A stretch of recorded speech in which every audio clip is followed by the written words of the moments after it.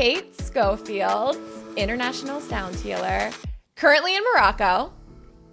Thank you so much for being on the Woo Report. I'm so happy to see you. I'm so glad the universe put us together. It's so wild too how now connected we know we are before that, It's so wild. I'm so excited that you are here. I'm going to ask you big questions about sound.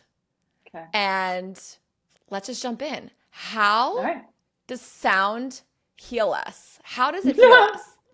I know. Just a really just a super easy question. Yeah. Well, we hear about sound healing, go to a sound healing session, go to a sound bath. And, when I come out of that, I feel good. I feel so much better. And, we can obviously look into the quantum field and know that we are all made of these small particles, which I'm thinking about the quantum field a lot these days.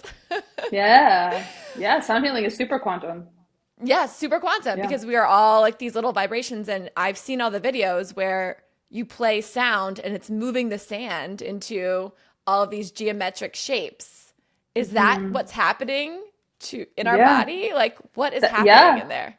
That could be what is happening in our bodies. Yes, cymatics. Everything in the universe is vibrating, right? Everything's expanding and contracting, expanding and contracting. That's the fundamental building blocks of this universe is movement, frequency, right? Resonance, vibration, pulsation. And so everything in the universe is vibrating, everything is moving. Our bodies are doing the same thing, right? Every part of our body is vibrating, moving, expanding and contracting, right? And so in the sound healing paradigm, we work with this concept that if something is vibrating, it is also creating sound. So we see sound and vibration as the same thing, right? I always say sound, vibration, samesies, right? And the ancient mystics also believed this to be true as well. The ancient mystics knew what was up. So, and our quantum physicists are now, giving the thumbs up on this. And so if every part of our body is vibrating, then we actually are sound. So what helps us to understand this concept that we actually are sound, our physical bodies, is understanding our limited range of hearing as humans. So we can only audibly perceive from about 16 hertz up to 16,000 hertz. Children hear higher, right? As we get older, we kind of lose our range of hearing a bit. Anything that falls below our range of hearing is called infrasound. Anything that's above our range of hearing is called ultrasound.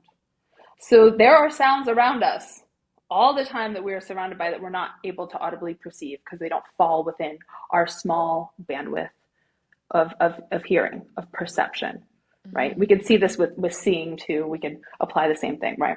And so our body, we don't think of our organ as vibrating because we can't audibly perceive it. It falls below our range of hearing. But is our kidney not creating a sound, right? And so we have all these body parts, all these pieces, all these parts of our body that are creating this orchestra of sound. And so we can receive sound in a couple different ways, psychoacoustically through the ears, right? So the sound wave moves like this. It's a wave of moving air. It goes into the eardrum. It goes through the psychoacoustic process and essentially will signal our nervous system, you're safe, right? Especially these harmonious, nice, healing frequencies, right? They essentially tell the body, show the body, show the body that it's safe, right? And so then the breath, the respiration rate slowers, the heart rate slows down, the brain waves slow down, right? And so then we can access these states of healing. And so I'm kind of obsessed with this idea of sound healing, the modern day way that we're using it with the crystal bowls, which is what I use most of the time. I think that this is a new technology. Crystal bowls came to be in the 90s. The 90s, right? Of course, we've been working with the metals, the Tibetan bowls. I mean, we can link it all the way back to, back to its origins throughout all of, Asia, the Middle East, Egypt, But this modern technology, these sound bowls, they are what I believe to be like a new liminal space practice. And throughout all the different indigenous people all over the world, we can find these liminal in between dream state practices. So I study the practice of Yoga Nidra that comes from South Asia. But there's the Aboriginals in Australia, or from Australia, and there's the dream state, and you can find this throughout all the different indigenous peoples all over the world. This in between waking and deep sleep, these spaces, these in between, right, where the brain waves get really low, and your body accesses these deep states of healing. And you're not necessarily in this physical body. You're kind of floating around in the different dimensions of who you are, really. And so the body goes into this healing portal and rests and restores, and you're honestly communing with all the different multidimensional layers of yourself. So crazy. It's so crazy. It sounds so wild. It does sound wild. Yeah, and I think a lot of people, I spent 5 years studying, and really learning about the liminal space, whether that be actually practicing myself, and then also doing trainings in Yoga Nidra. And so, yeah, I truly believe that this is like a new liminal space practice. And I think it's calling us because we have to get out of the thinking mind. We have to get out of this identity, this ego, and into the multidimensional layers of who we are beyond this body and beyond the ego and the identity. Yoga Nidra. Let's just get into that practice. So first of all, I love your course that you're currently doing. So you have a course that's called Energetic Hygiene for These Times. Yes. And it's so rich with information and getting really granular into the nervous system. When we understand our automated nervous system. Autonomic. Yeah, but it's automatic, right? It's automatic. Autonomic. Right. Yeah, right. So when we understand that we take control of our life, which is like wild to think about. Right. But it's also like the big picture when you're going into spirituality and you're thinking, how do I look inward? How do I look inward? Just like that simple question, how do I look inward?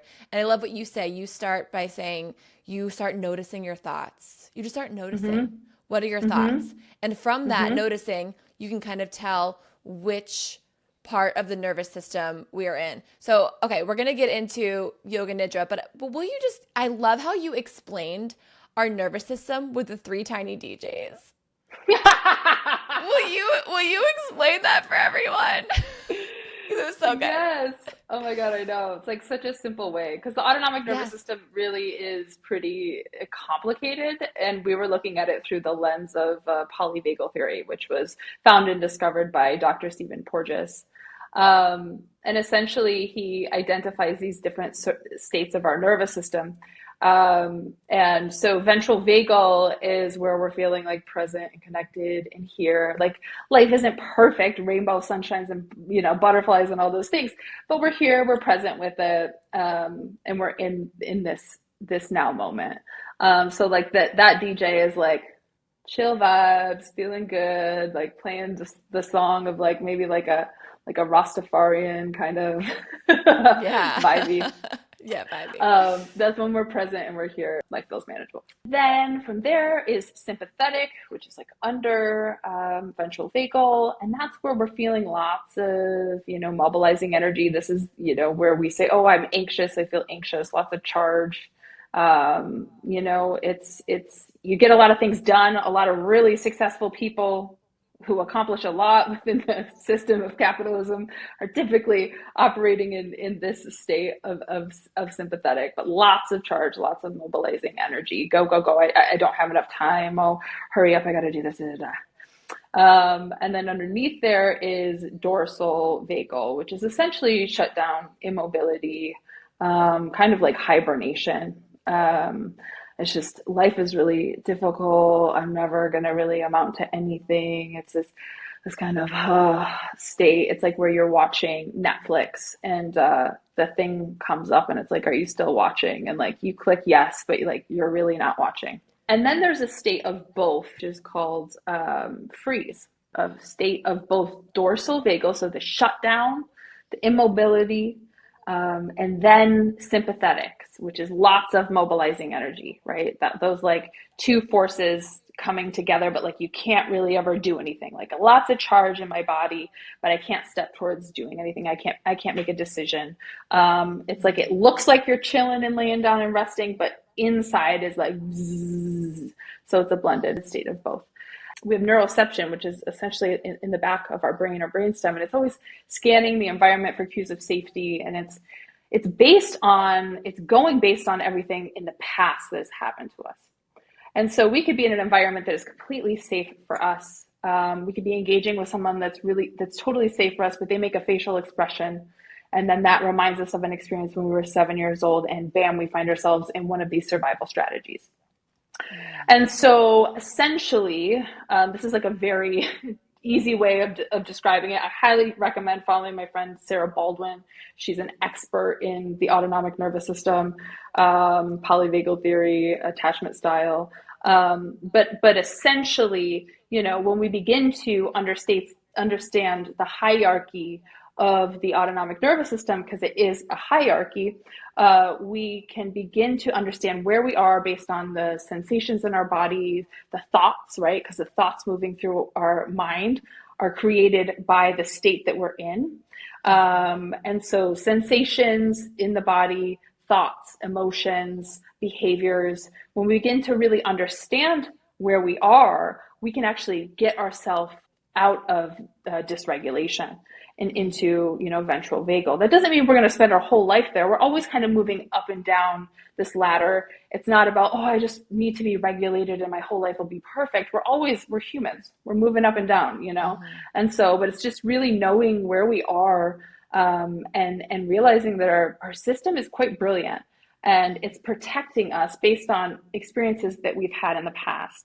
And so when we heal what has happened in the past, we can begin to really step towards the things we want.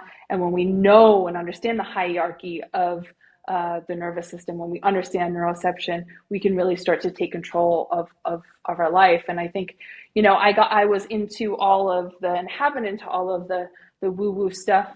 And I love it all, but until I understood the autonomic nervous system, like I couldn't really make a lot of progress. I want the person who I knew I could be, like I couldn't be her until I understood this primal, like 500 million year old system in my body, and began to understand that, oh man, this depression that I've been experiencing and dealing with my whole life, this anxiety that I've been experiencing and dealing with my whole life, is actually self-protective and brilliant. And like, it's kept me alive and kept, my ancestors alive, for so long. So yeah, it's pretty cool.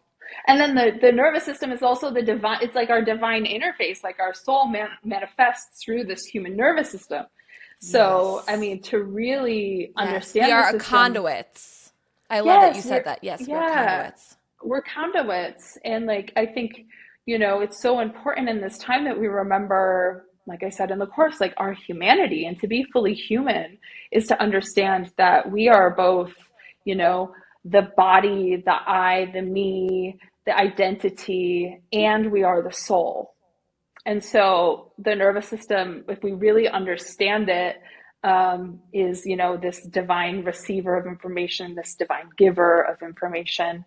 And we can really show up fully human when we understand like all the aspects of it.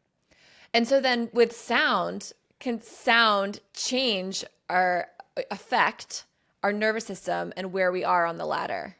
Totally, 100%. Yeah, in lots of different ways. So through our voice is one of the quickest ways, which is, just so amazing how disconnected we've been, from our voice, throughout, the colonization, and how, we've had these practices our ancestors were practicing using their voice. It's our birthright, and we have just been taught now in the world that we live in that only people who are trained and good singers are allowed to, you know, sing, and we have to be quiet, and they stand up on stage and we just bow down to them. And but oh no, it's not me. I can't do this. But it's a tool for regulation. Like it's a tool for not only just in regulating your nervous system, but also connecting you to the divine and connecting you to something higher than yourself. So what's an example of like a voice practice that we could do that helps us Yeah. regulate? Humming, the easiest.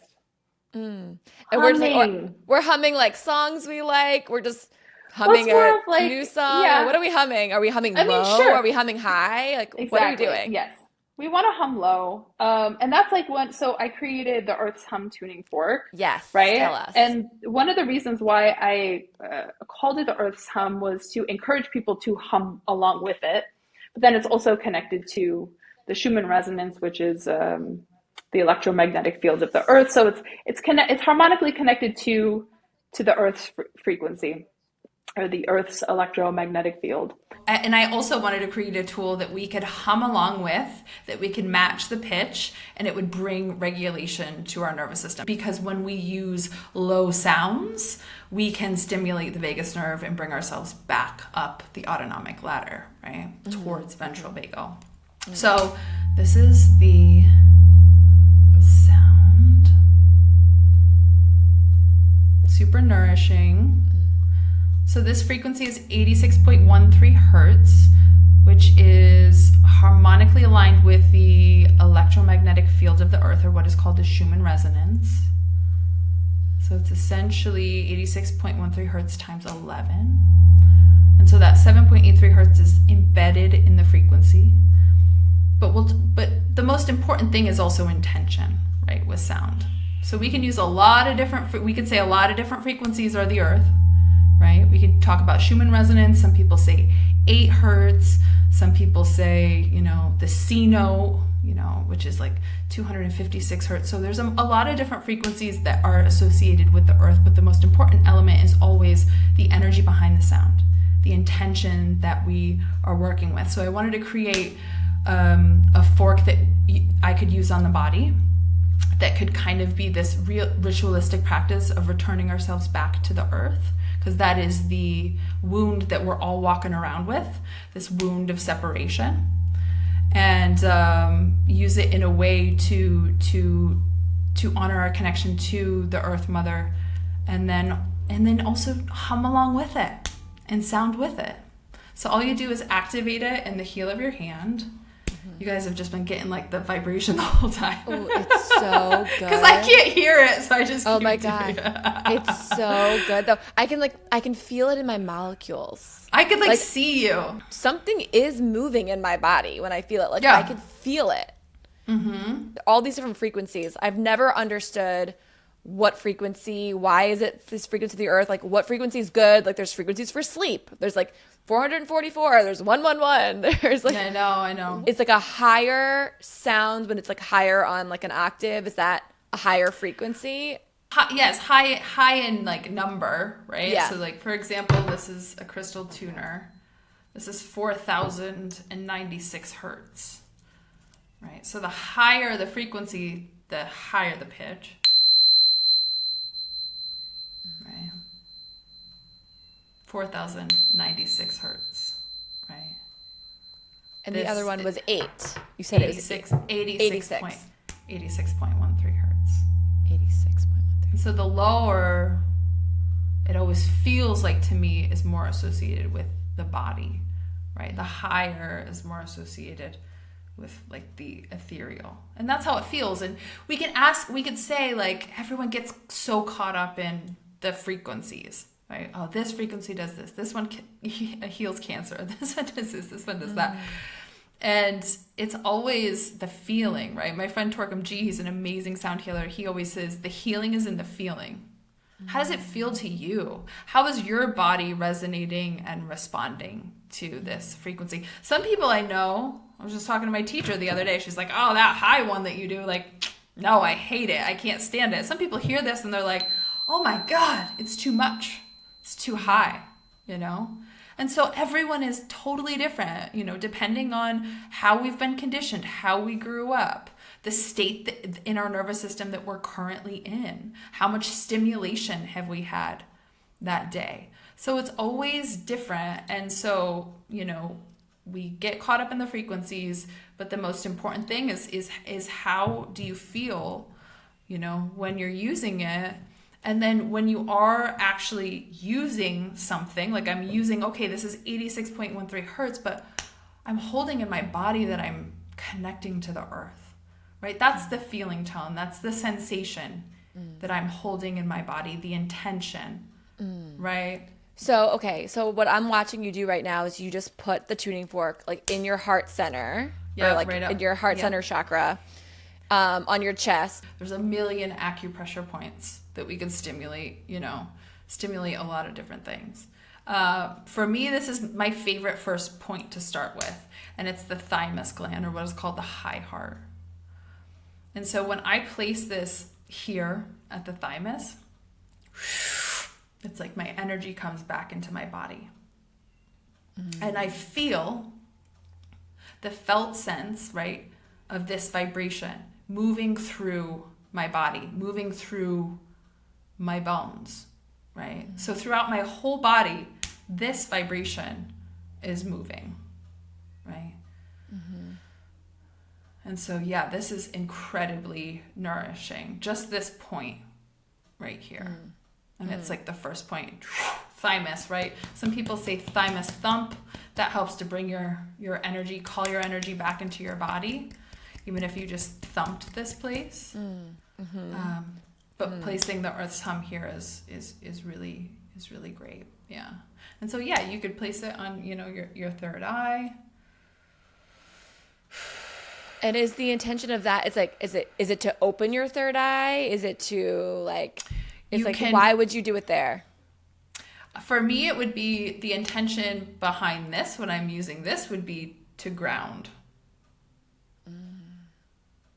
But that's the thing, right? Is that what is your intention? You are the sound healer. You get to encode this consciousness, this energy into the sound. So you can do with it what you want, right?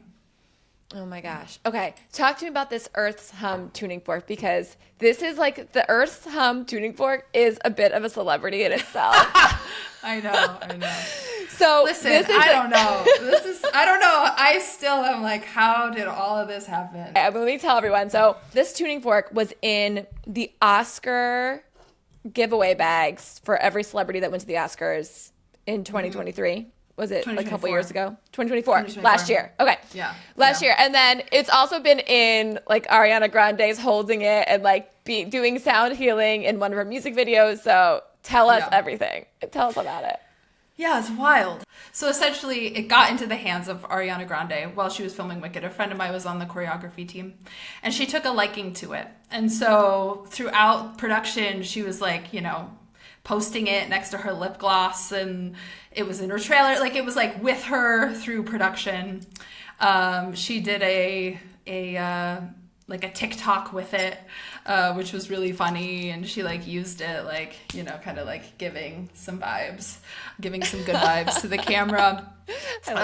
She did a what's in my bag, and she was going through like all these things, and she's like, oh yeah, here's my tuning fork. And I mean, it's so aligned for her. I remember doing a shoot with her when she was like 18, back when I was at E. You know, she was pretty famous still, but like she wasn't, you know, like she is now. She was trilling the whole time. Like, she does not stop making sound. This girl is Mariah Carey. She is so good. The queen of sound. For her to have the Earth's Hum. I know. Just like wanding it around. It's so good. And the funny thing is like I literally launched the website that week, and like 3 days later she started posting about it. So I was like, and you know, I was like, should I be doing this? Like, I don't know. Like a lot of you know, insecurity was coming up, and imposter syndrome was coming up, and I was like, really? Like, should I be? but everyone that I knew that had it so far, like, loved it. And it's such a valuable tool for my clients and my friends. And I work with a lot of artists and create, I mean, my whole community, all my people, they're all, you know, artists and creatives and all these people. So I was like, yeah, let's do it. Let's put it out there. And then bam, like that week she starts posting it. And I'm like, oh my gosh, what is going on? And then, so that happened. And then she was filming the Yes and music video and she put it in there. And so there's like a whole little scene there where she's just like giving little tune-ups to all these people who have been like criticizing her and critiquing her. And so, yeah, that was a pretty cool moment. And then because of that, they were looking for, you know, female-owned businesses and wellness brands to put into the 2024 Oscar nominee gift bag. And a friend of mine introduced me to the company that was doing it, and they were like, yeah, wonderful. So I got in there, and it was like, I like laugh thinking of like the people that it went to, because it's like Martin Scorsese and like all these people that you're just like, he's like, what? He's got to be like, what is this? Like, what is this thing? Or whatever. Oh my God, that is so funny. It's pretty cool. You know, I mean, my intention for a really long time is to, you know, bring, you know, sound healing into the mainstream. And it's been a focus of mine for, you know, 6 years. And I've dedicated my whole entire life to this.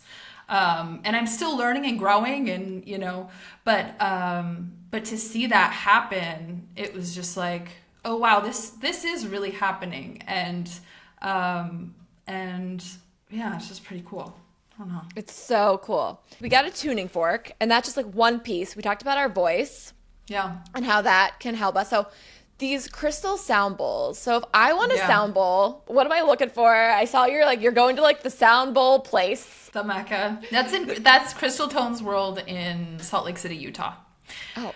Yeah. And so crystal tones are, you know, they are the like highest level of sound bowls that you can find right now on the planet. And they've been at it since the 90s. And they have a very special way of birthing these bowls. They literally like say that these bowls are born. And we love the intention behind it. We do. Right. Because there's so much that's just not intention.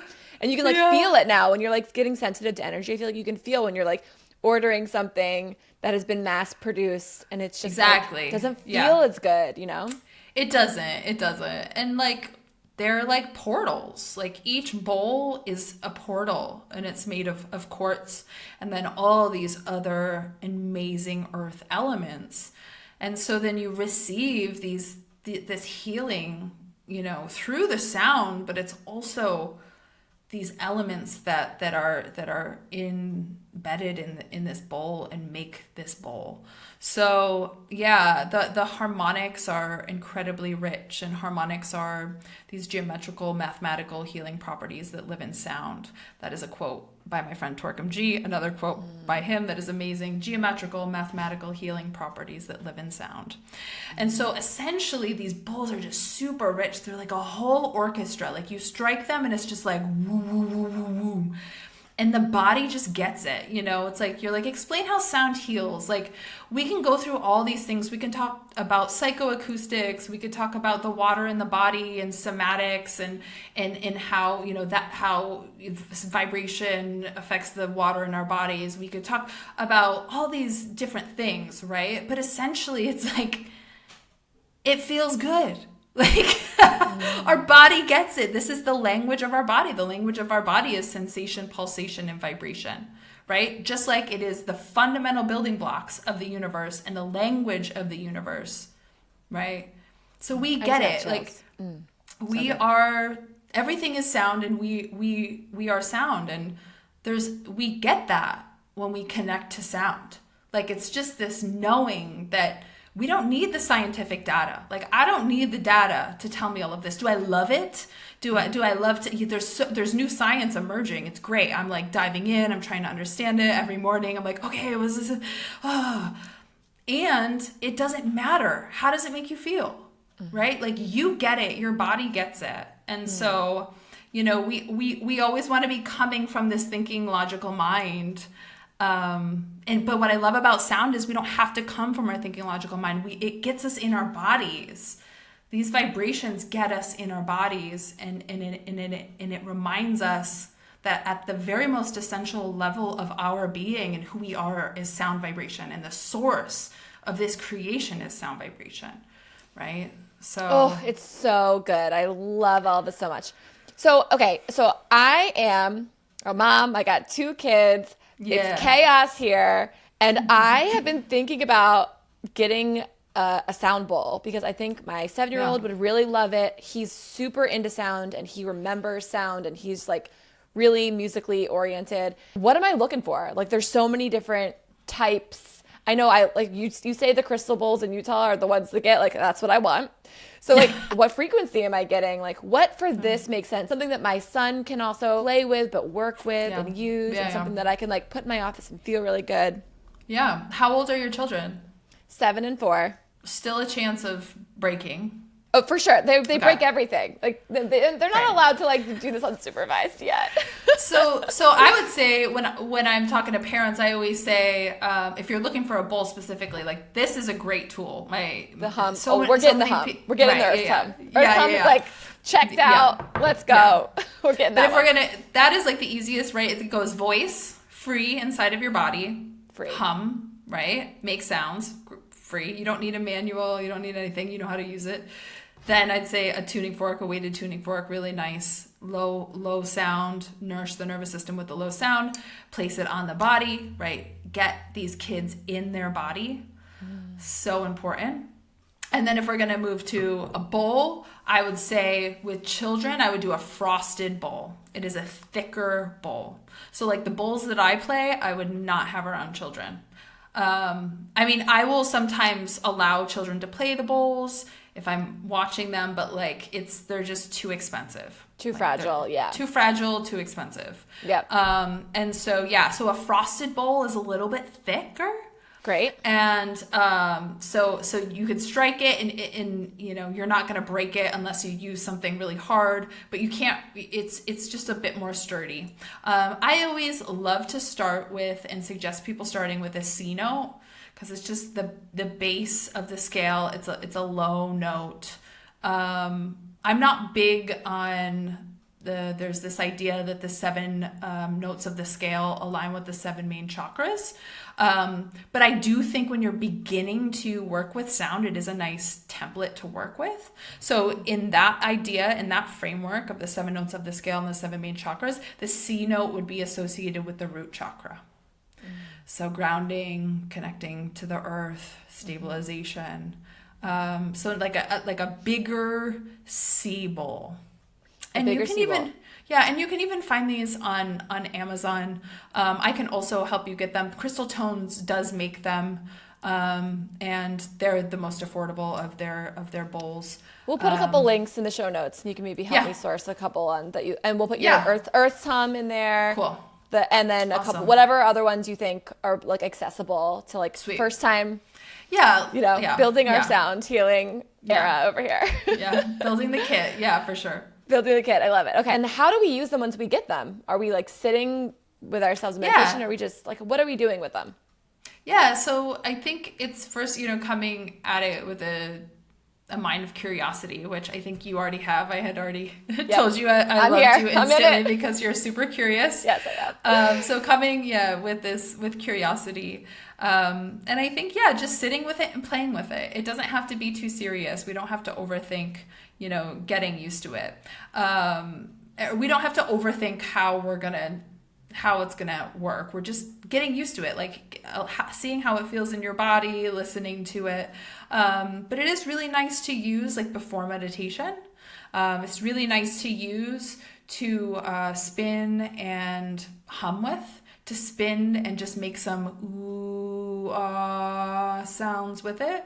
Maybe even creating some harmony with the C note. Just listening to it, allowing it to enter into your body, and listening more than just the ears. Listening with how does this feel inside? What, again, bringing it back to, is there a sensation, a pulsation, a vibration in the body that I feel while spinning this bowl. Yes, Right. I love that. I love that. I want to talk about Yoga Nidra. So if you are lucky enough to be in Kate's presence when she is doing some sound healing, because you did this in your course, which I think by the time this airs, the course will be done, but maybe you'll have it available. Yeah, and I'm going to be running it. I'll run it like a couple times a year. A couple times. Yeah. Okay. Will you talk to me about like what is like Yoga Nidra? I love how you explained like the 5 senses looking inward. So can you kind of go into what that is? So Yoga Nidra, again, it's like one of these things where I could like be super basic and then I can be like, right? So give us the 101. Yeah, 101. Yoga Nidra is a deep rest practice that comes from South Asia. And you are guided in a systematic way where essentially you're taking the 5 main senses and turning them inward, or what is called pratyahara. Right? You're turning your sense organs inward. You're allowing your sense organs to rest, taking a break. Our sense organs are fried and exhausted from doing this and doing all the things. And if you have children, especially, like you're so exhausted. So it's like giving these sense organs a break and allowing them to turn inward. And then you move down into the lower brainwave states. And the body enters, this healing portal. And you're moving down because you are playing vibrations, you're playing frequencies that are helping you move down, or? No, so you're going down into the lower brainwave states based on this systematic like protocol. So I'm guiding you in this very specific way to drop you into this state of deep rest. Right. So it's all very much on purpose. I am following a structure that is ancient, right? To bring you down into this healing space. And Yoga Nidra, I could say, yes, Yoga Nidra is a systematic relaxation technique. It's a fully guided meditation, but it's also Yoga Nidra is a goddess, right? Yoga Nidra is also a state of consciousness. It comes from the land of South Asia. This is like an ancient technology. And so when we practice a lot, we can really get into, like I said, that liminal in-between state where we're really in and fluffing out and feeling into all the multidimensional layers of ourselves, our emotional body, our mental body, our intellectual body, our spiritual body, right? And so we're out of this doing and thinking mind, and we're into this feeling and this being. How often do we get time and space to just be and to feel? You said our 5 senses are turning inward and our extrasensory organs get to put their antennas out and have an experience. And then you called it adaptogenic. Did I say that correctly? Yeah. So, yeah, right. So, yeah. So the 5 main senses turn inward, and then our like subtle sense organs have the ability to go, okay, it's safe for me to go out and to feel and have these experiences. Right. And that it's healing for them then. And it's like meeting you where you are in that way. People can go for like hormone regulation. This can help you with hormones. Or you said cancer healing too. Like, how is this not something that people are doing? Or are people doing it and I just don't know about it? People are doing it. I just think it's on its way like up into the focus, right? It helps to restore right rhythm, all of your systems to right rhythm. And so bringing your bodily systems back into harmony, and it will, like I said, it's adaptogenetic. It will meet you where you are. What needs healing? Is it emotional, right? Is it mental? Is it hormonal? What is it, that needs healing? Now, it's not going to necessarily cure cancer, right? I think we do definitely have to be careful about these things, but it's going to stimulate and encourage the body's healing responses, right? So that's what it's doing. It's getting you into this state of consciousness that is Yoga Nidra, and it's allowing the body to access healing, deep rest, restoration, right? It's pretty incredible. And what it does also in the unconscious, it helps to unwind trauma. You know, before I found this practice, like I've been practicing it pretty religiously for a while. I don't have to do much besides Yoga Nidra. Like I work with my sounds and I do my things, but like this space, like going into the liminal and getting out of me and just like getting into these layers of myself and coming back, I come back with ideas, I come back with inspiration, I come back with creativity. Or what we also do in the practice of Yoga Nidra is we hold opposites. So we're holding, say, example, cold. So we're creating the felt sense of cold in the body, right? So we're holding cold. Oh, my body is cold. I'm feeling the sensation of cold. The body gets colder. The body gets colder. Then say we switch to hot. So the body is hot. The body is warm. Oh, it's heat. It's like it's next to a fire. The body starts to get hot, right? So we move between these opposites. And then what we do is we try and hold hot and cold at the same time.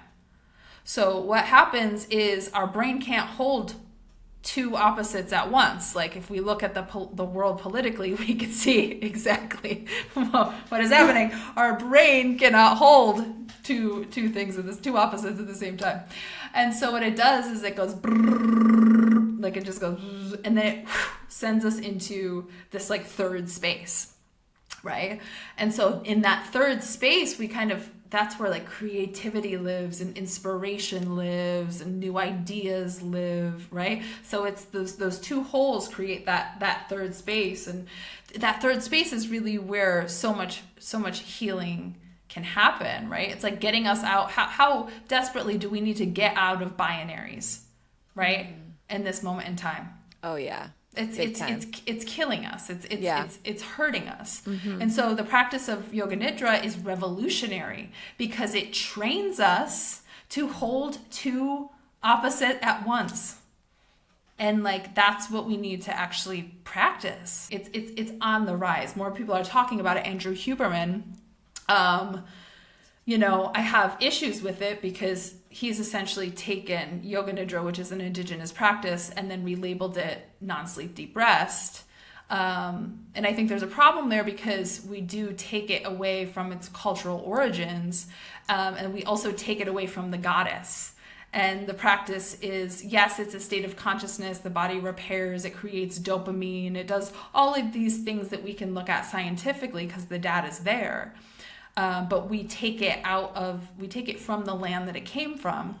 We take it out of that context, and then we take it, the woo-woo and the magic and the goddess out of it, right? So it is having its moment. I mean, people are really talking about it, but they're not calling it Yoga Nidra, which I think is like, you know, is not the best. It's not the best thing. Yeah, and that's kind of what the scientific community. That's what the scientific community has really always done, and that's why we're in this problem that we're in, because spirit and the woo-woo has been taken out, and so we can only look at this science and data, right? We can only look at it through the lens of the scientific method and materialism, and the woo-woo and the spirit and the magic has been taken out, and like, oh no, that's strange, that's weird, that's wrong. But the thing is that for us to heal, we have to come back to the woo-woo, right? We have to come back to the woo-woo. Yeah. Always, yeah. Let's come back to the woo-woo, and it's the best part. It's the best part. I love it so much. Oh my gosh. I'm gonna ask you the question that I'm asking everyone on this podcast, and it's gonna come out of left field for you because we haven't really gotten there. But what do you think happens when we die? Oh God. I had this near-death experience, which is why this whole thing started. I don't know if you knew that, but that's like, I like went into this in-between state because my consciousness flew out of my body and I saw myself laying there. I like slipped through the veil and then I came back in. And like this experience is like sent me on a journey to figure out what the hell is actually going on here. Because talk about disconnected. I had been disconnected from the woo and the majority of my life. I mean, like, I've always believed in something bigger than myself, but I've never really like embodied it. I've never embodied it like I am now. Yes. And that's what this near-death experience did. It expanded me to be able to embody something like this and then really like dive into all these things, like hence now knowing you. But yeah, what do you think happens? Oh God. I don't know. Like That's okay. That's okay. Yeah. That's what Lena said the same thing. She was like, I don't know. I don't know. Do you watch The White Lotus? Yeah. Okay. It was a lot of woo-woo in this recent season. It was like, oh my gosh, so good. So good. So good. And when he asked that question to the monk, yeah, it was that's like, if you haven't seen White Lotus, there is a scene where they go to a monastery. Yeah. And one of the characters asks a monk, what do you think happens when we die? And I was like, oh, I'm so in the zeitgeist right now. It's like, this is the question I'm asking everybody on the Woo Report. And what did he say? He said, like, we are... it's like we are the drop of water in the ocean. And like when we die, it's like that drop of water just returns back to the ocean. And we go back to this one big this oneness, ocean. This one, unlimited. yeah, right. It's like we're separated in this body in Earth School, right? And we're walking around as this. I am Kate Schofield, and I'm a sound healer, and all my things. But there is a part of me that is so infinite, that is eternal, that is all-knowing, and we get to return back to the source, So I don't know, like that's like, I don't want to get like detailed because, I mean, how can we really? We don't. It's all just like, we're all just making this up. Yeah. But yeah, we go back to the source, whatever that is. I don't know. I love it. Oh my gosh. Okay. So Kate, tell us like where we can find you. What are you working? You have a retreat coming up too. Like tell us all the things. Yeah. So I do retreats. I have one in Greece coming up, but I don't know, by the time that this airs, it might be sold out by then. I think we have one spot. It's in Amorgos, Greece, September 28th. I don't know. Is that going to be? That's so fun. That's so fun. Yeah, I'm sure. I mean, this is going to go up probably like in June 11th, I think is where I'm putting it right perfect. now. Okay, cool. So yeah, so there's that, and then I'm always doing courses online, virtual courses, and I'm growing that. I do a vocal course called the Mystic Artist Vocal Course, and then the Energetic Hygiene course, which you're in. Tuning forks. I am launching 2 new tuning forks. I have the Earth's Hum, and I'm going to start selling the Crystal Tuner, and then 144 hertz, which is for the energy field. On Instagram, I'm earths.hum. I'm also a crystal tones distributor, so I can help people find their bowls or their bowl mates. I call myself a bowl dealer. Oh my gosh, yes. I'm You're a going to bowl deal me dealer. a bowl. You're going to deal me a some bowl. bowls. I love it. My bowl mate's going to come soon. I'm so excited. Yay! Your bowl mate. Yeah. It's so good. Oh my gosh. Yeah. Wow. Well, Kate, I'm so happy we're friends now. And Yay! It's just so fun. Thank you so much for coming on the Woo Report. It was so great to have you. Thank you so Sharing much. wisdom with us. I hope you enjoyed that episode. For way more woo-woo, please follow and subscribe to the Woo Report podcast on YouTube, Apple Podcasts, Spotify, iHeart, or wherever you love to listen. Never miss an episode of the Woo Report by joining the community at thewooreportpodcast.com. Thank you for liking, sharing, rating, and loving on this little slice of magic. I am so, so grateful you are here.